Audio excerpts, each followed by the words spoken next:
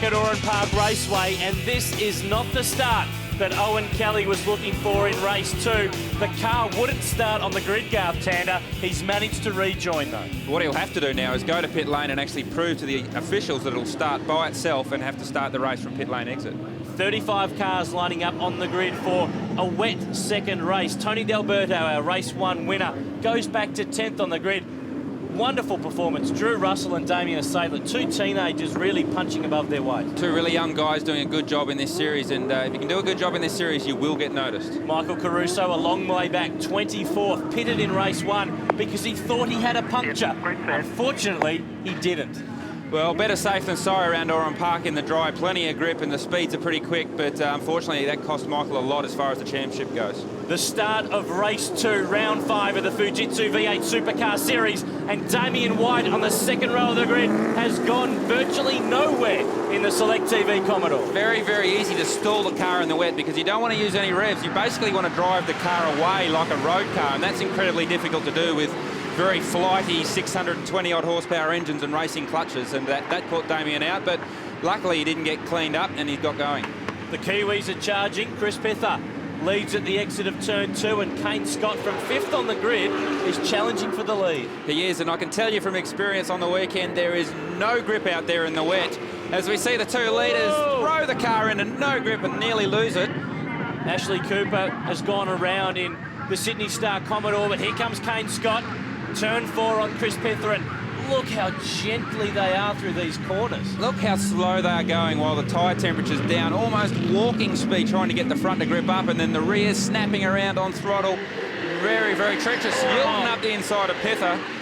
The bridge is not generally a passing chance, but Luke Yilden in the HPM Falcon was not taking no for an answer. But what we're seeing here is guys with plenty of experience coming to the front of the field. Both Kane Scott and Luke Yilden done plenty of miles in these conditions. Look at Kane Scott really tippy-toeing, trying to find the grip level. These cars have got no grip on the first lap. Tyre temperature is almost impossible to get, and until the tyres come up to temperature, the grip level is very small. Now, these are some of the cars that started from pit lane, and Ashley Cooper didn't quite make it around the first corner. Well, no tyre temperature there. Obviously, they went to pit lane to make some changes or put wets on, and that caught Ashley Cooper out.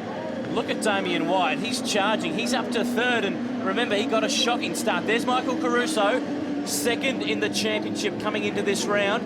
Absolutely critical that he starts to get pedalling, and look at him up on the high line where there's some grip on the exit of turn 11, while Colin Cedars and Aaron McGill fight over the real estate. Yeah, you see Caruso there going around the outside, and what the guys are doing is searching for grip. And here at Oran Park, it's a lot like the Eastern Creek surface, where if you go offline, about a car width, 2 car widths offline, there's actually more grip out there. You're off the rubber and the oil, and you can find the grip and get the drive traction. That's exactly what Michael Caruso is doing.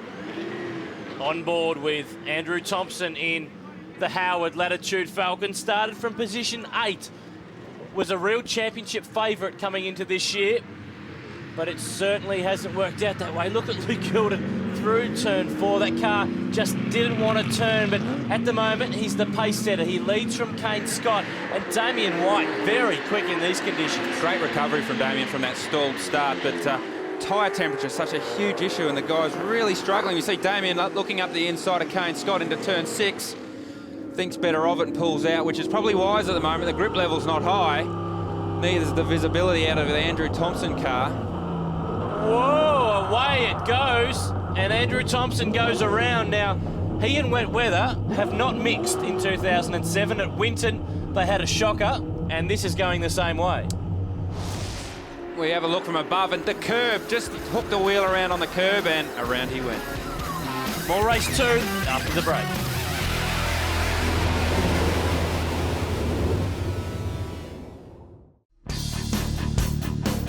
Race 2 of the Fujitsu V8 Supercar Series continues at Oran Park Raceway. Damien White challenging Luke Yilden for the lead, and that's the man, Garth Tander, who's on his headset, Paul Morris. The dude calling the shots, and I dare say that Paul will be saying patience, patience. Lap 5 of 16, and wet races are all about survival.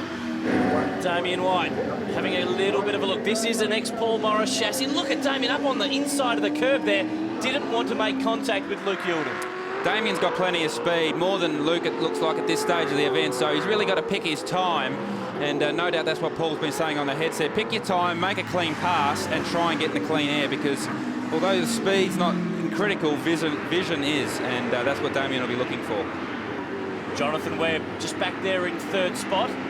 There's Michael Caruso, the Ford Rising Stars Falcon. Kane Scott, Jose Fernandez. I've been pulling and pushing on these bars. And Sam Walter off the road on the exit of turn 7. The Greg Murphy Racing Commodore. Got a touch from one of the Cedars Falcons. Looks like it was Colin Cedars, and that sand trap stopped that car very quickly. Unfortunately, Sam's got tied up in an incident with someone else out there and beached it on the side of the circuit. So we'll see if we can get it back in and get him back out again. The restart in race 2, Barry Jones from Greg Murphy Racing. They've had an up and down sort of weekend, but these conditions, Garth, almost turn it into a lottery. Look at this, Jonathan Webb looked at turn 1, decided better. Probably a smart move. Wait for a bit later on. We'll let the race settle back down again after this safety car restart. And look who's in that pack. That's Owen Kelly. He just got by Tony D'Alberto. He started from the pits. He looks like he's in about 7th or 8th spot as Caruso gets 3rd. Caruso up the inside of 3rd, but Owen Kelly, great job. He said that he had to start from pit lane. Up the inside of Jose Fernandez, another position. He's making great progress, and obviously got some temperature in those tyres. No one's got a lot of experience. We heard about that earlier in the show, and he's using that to full advantage right at the minute. He's right up behind David Cedars, who uses this circuit as his test venue. A replay at turn 5 of Damien White getting the move on Luke Gilden. Did that very well. Up the inside as we go over the bridge. We don't usually see a lot of passing there. The replay of Brett Hobson. Inside of Tim Slade. Tim Slade's had a shocking weekend. That car has had all sorts of electrical and mechanical problems. And look at Shannon O'Brien over the curb at turn 1. A big lunge at turn 2. Owen Kelly out on the outside there, still making great progress, and he's really coming through the field very, very efficiently, and picking his time and not spending a lot of time stuck behind other cars, getting the job done and getting on to the next victim, and he will figure at the end of this race by judging on his speed right now. Having started effectively 35th, he is position 6 and there's 7 to go. Look where he's driving. He's driving in very, very different parts of the circuit to everyone else, and he's found grip where others can't find it, and certainly much, much quicker than most around him at the moment. Looks like Jonathan Webb found some grip too. The Stone Brothers Falcon has moved to 2nd spot, and Jonathan will be on the grid for Sandown and Bathurst. He'll team up with John Bow in the Glenford's Paul Cruikshank Racing Falcon, but Luke Gilden really looks vulnerable at the moment. He does. He's just had great speed at the start there, but just struggling a little bit at the moment, and I'd say what's happening is those guys that have got speed now are finally starting to generate some tyre temperature, and maybe Luke hasn't done that yet, or his car's not responding to these conditions, and everyone else is finding a bit more grip out there as the race progresses.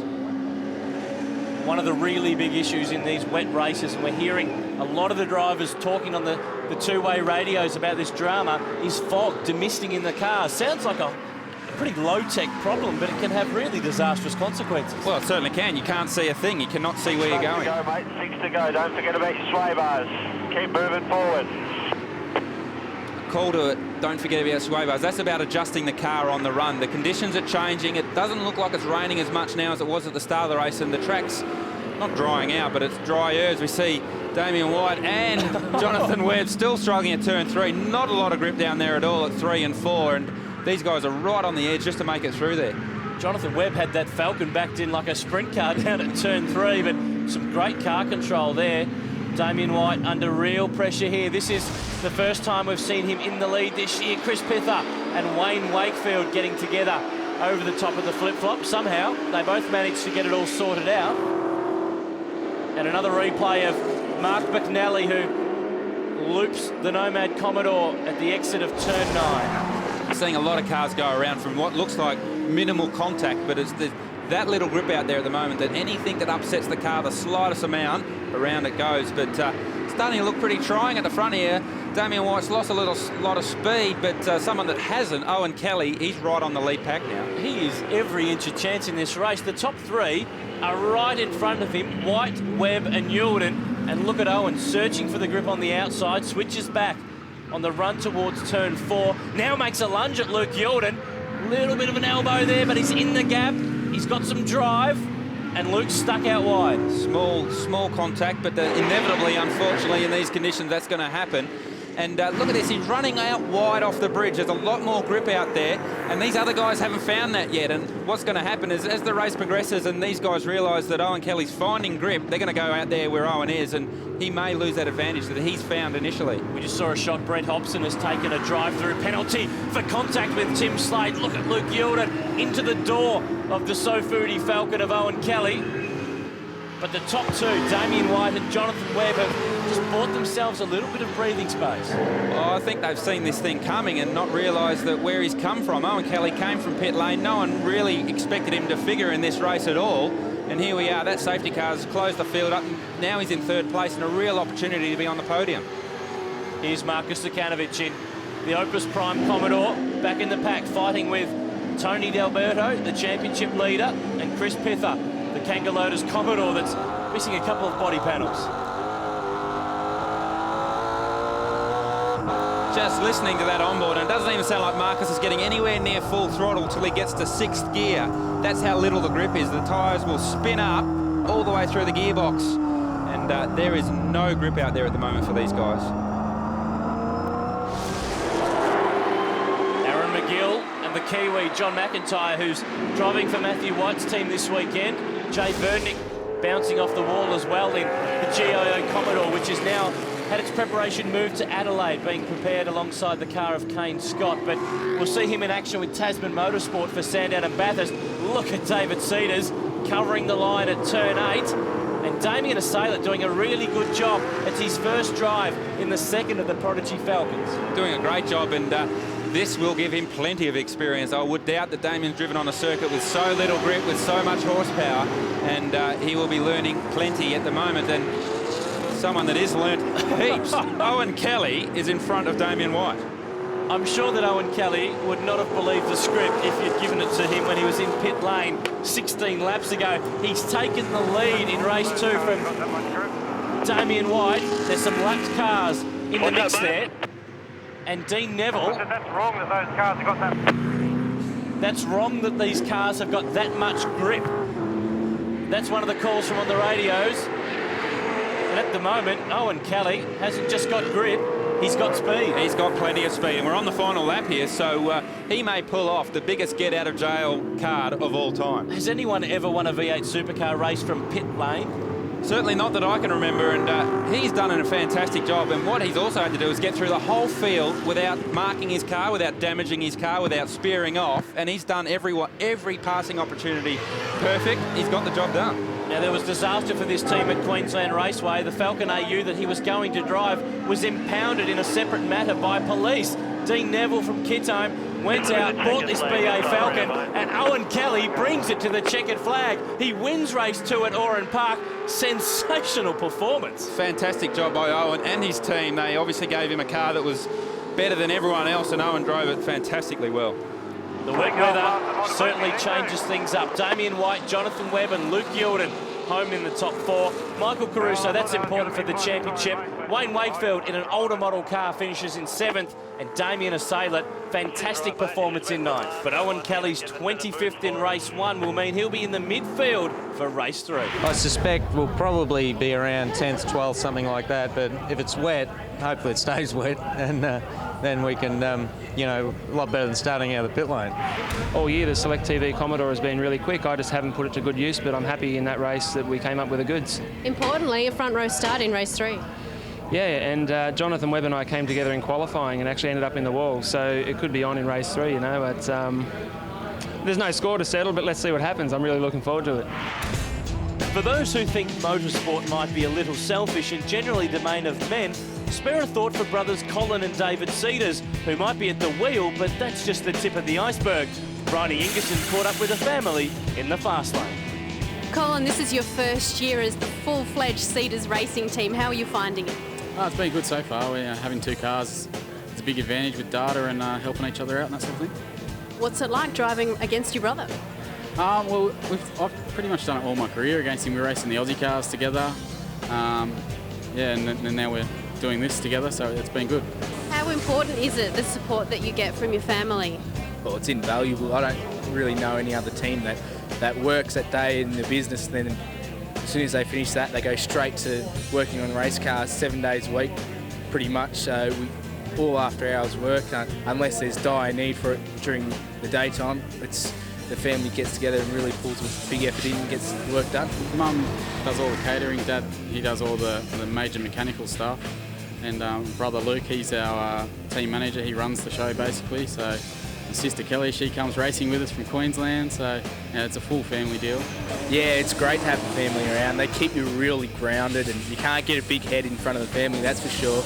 Well, I'm very lucky. My wife actually loves the motorsport, and that's not common in some families, but we have a great family outlook on the whole situation, so we really get along really well. Yeah, it's pretty well just racing. The only really other difference at the moment is there's a wedding on the way with me and my fiancée, and that's the only thing that gets talked about really other than racing at the moment. Who said you couldn't mix family and business? Stick around, the final race from Oran Park after the break.